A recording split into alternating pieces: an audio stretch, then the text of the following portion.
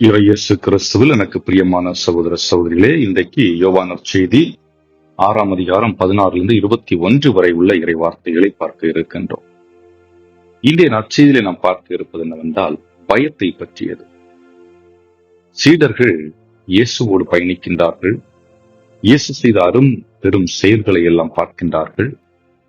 அதற்கு சாட்சிகளாக விளங்குகின்றார்கள். இயேசு நம்பிக்கை ஊட்டக்கூடியவராக இருக்கின்றார். எல்லா சூழலையும் சமாளிக்கக்கூடியவராக, ஒரு மருத்துவராக, ஒரு உளவியல் ஆற்றல் கொண்டவராக, இன்னும் பல்வேறுபட்ட நிலைகளில் ஒரு ஆன்மீகவாதியாக, ஒரு புரட்சியாளராக என்று பல நிலைகளில் அந்த மக்களுக்கு தென்படுகின்றார்.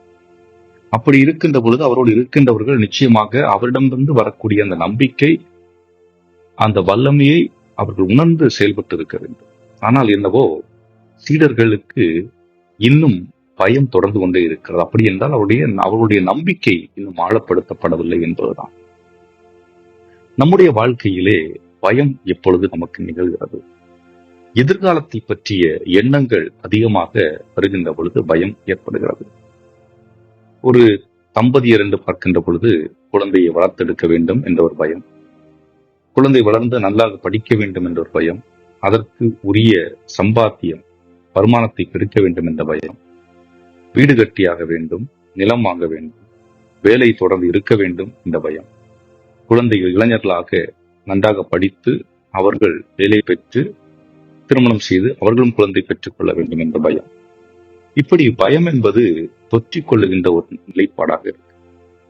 அதை போன்று உயிர் பயம், எந்த நோயும் வந்துவிடக்கூடாது, நோய் வந்துருமோ என்ற ஒரு பயம், அதாவது நடப்பதற்கு முன்பே நடப்பதாக எண்ணி பயப்படுகின்ற ஒரு சூழல்.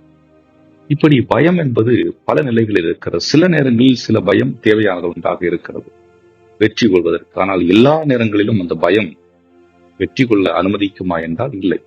அது நம்மை வீழ்த்துவதற்கான ஒரு ஆயுதமாக தான் பார்க்கின்றேன். ஆக அது போன்ற ஒரு பயத்தை தான் இந்த சீடர்கள் தங்களில் கொண்டிருக்கின்றார். ஏனென்றால் இயேசு மீட்பர் அல்லது இயேசு கடவுளின் மகன் என்ற ஒரு உணர்வு அவர்களுக்கு இருந்திருந்தால் நிச்சயமாக அவர்கள் தைரியசாலியாக இருந்திருப்பார். ஆனால் அவர்களுக்கு அத்தகைய ஒரு நம்பிக்கை, ஒரு ஈடுபாடு இன்னும் வந்ததாக பார்க்க முடியாது. ஆகவே தான் என்ன நிகழ்கிறது? அவர்கள் படகில் பயணம் செய்து வந்து கொண்டிருக்கின்றார்கள். அப்பொழுது பெரும் காற்று வீசுகிறது, கடல் பொங்கி எழுகிறது.